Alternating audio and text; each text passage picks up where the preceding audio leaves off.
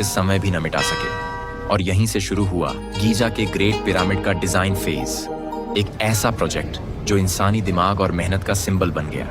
हेमियूनो ने अपनी टीम के साथ मिलकर एक परफेक्ट पिरामिड का ब्लूप्रिंट बनाना शुरू कर दिया। उनका टारगेट सिर्फ एक बहुत बड़ी इमारत बनाना नहीं था, बल्कि एक परफेक्ट स्क्वायर बनाना था।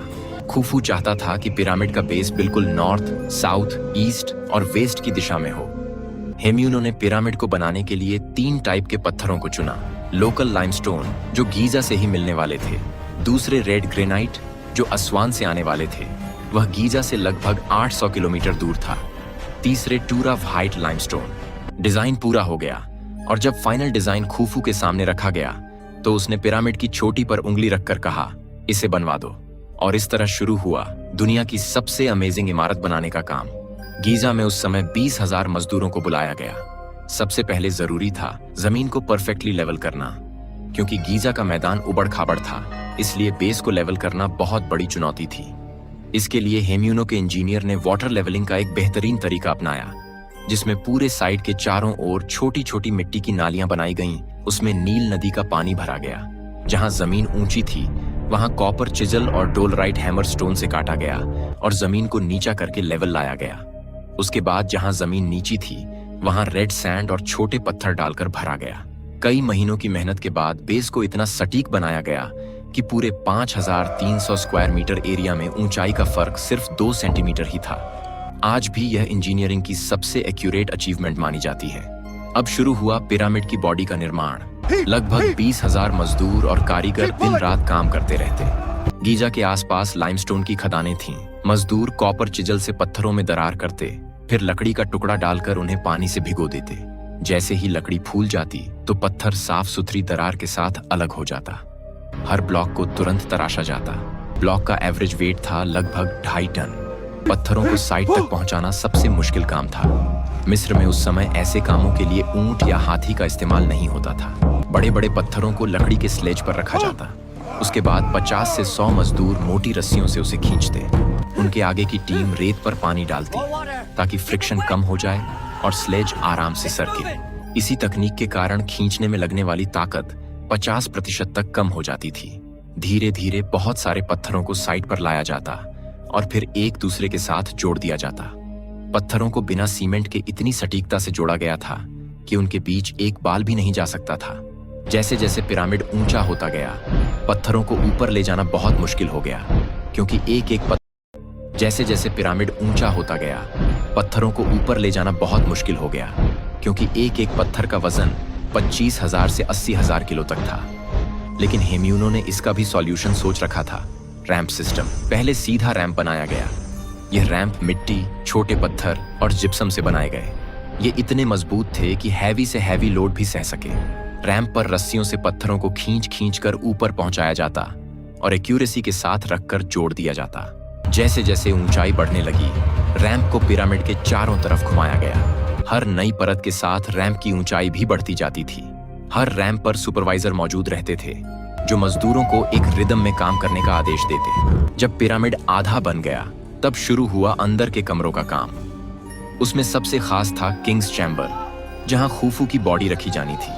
इस चैम्बर को बनाने के लिए सबसे मजबूत ग्रेनाइट ब्लॉक इस्तेमाल होने वाले थे। ग्रेनाइट ब्लॉक असवान में पाए जाते थे, जो गीजा से करीब 800 किलोमीटर दूर था।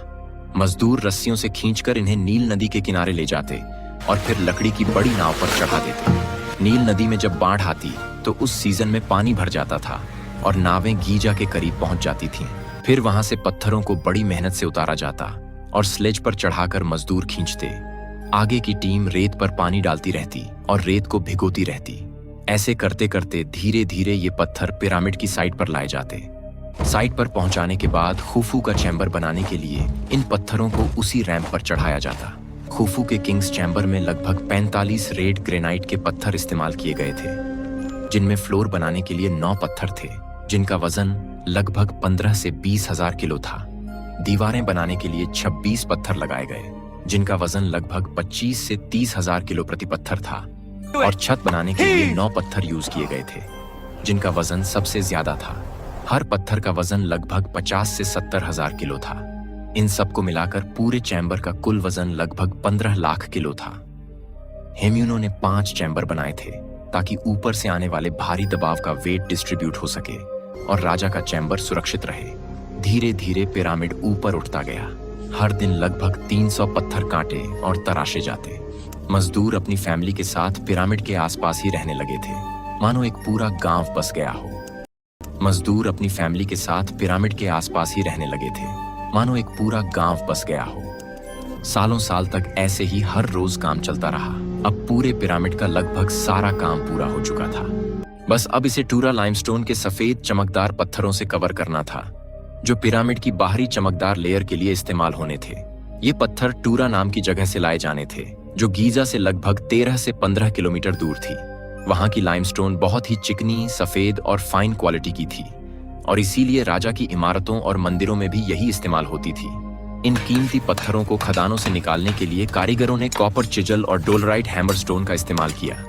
फिर उन्हें सावधानी से लकड़ी की स्लेज पर रखा जाता और रस्सियों से खींचा जाता। उसके बाद उन्हें नील नदी के किनारे तक पहुंचाकर बड़ी नावों के जरिए गीजा तक लाया जाता। गीजा पहुंचने पर हर पत्थर को पिरामिड के एग्जैक्ट स्लोप के हिसाब से बहुत सटीक आकार में तराशा जाता, ताकि वह बिल्कुल सही एंगल पर फिट हो सके। कारीगर इन ब्लॉकों को सैंडस्टोन पॉलिशर से रगड़कर इतना स्मूथ कर देते कि वे आईने की तरह चमकने लगते। इसके बाद धीरे धीरे नीचे की परत से शुरू करते हुए इन टूरा लाइमस्टोन के पत्थरों को लगाया गया और ऐसे ही धीरे धीरे स्लेज से खींचकर पत्थरों को पिरामिड के ऊपर तक लगाया जाता। हजारों मजदूर यह काम कर रहे थे। दिन रात ऊपर नीचे करते करते पूरे पिरामिड को सफेद पत्थरों से ढक दिया गया। इस पिरामिड को कवर करने के लिए लगभग 1.5 लाख टूरा लाइमस्टोन के पत्थर इस्तेमाल हुए थे। लगभग 20 साल तक काम करने के बाद वह समय आ गया था जिसका सबको इंतजार था, पिरामिड को उसका मुकुट पहनाने का। एक कैपस्टोन जो शायद गोल्ड सिल्वर से बना था, जिसे पहले ही परफेक्टली नीचे तराशा गया। फिर मुकुट को स्लेज पर रखा गया और करीब 200 जितने मजदूरों ने मोटी मोटी रस्सियों से उसे धीरे धीरे खींचकर ऊपर चढ़ाया। जब मुकुट सबसे ऊपर पहुंच गया तो लकड़ी के डंडों की मदद से उसे कुछ सेंटीमीटर ऊंचा करके पिरामिड के सेंटर पॉइंट पर रखा गया और फिर सारे रैंप हटा दिए गए। टोटल 23 लाख जितने पत्थरों से यह पूरा पिरामिड बन के अब रेडी हो चुका था। हेम्यूनो ने राजा को बताया कि आपका पिरामिड रेडी हो चुका है, जिसे हमें सुबह देखना है। दूसरे दिन खुफू और सब लोग सूरज उगने का वेट कर रहे थे, क्योंकि अब वो पल आने वाला था जिसका सबको बेसब्री से इंतजार था। हेम्यूनो के फेस पर बेचैनी थी, लेकिन जैसे ही सूरज उगा और उसकी पहली किरण उस मुकुट पर पड़ी तो पूरा पिरामिड सोने की तरह चमक उठा, जिसे देख के खुफू बहुत खुश हुआ और मजदूर खुशी से झूम उठे। तो दोस्तों, ये थी पिरामिड बनने की सच्ची कहानी। अगर आपको पसंद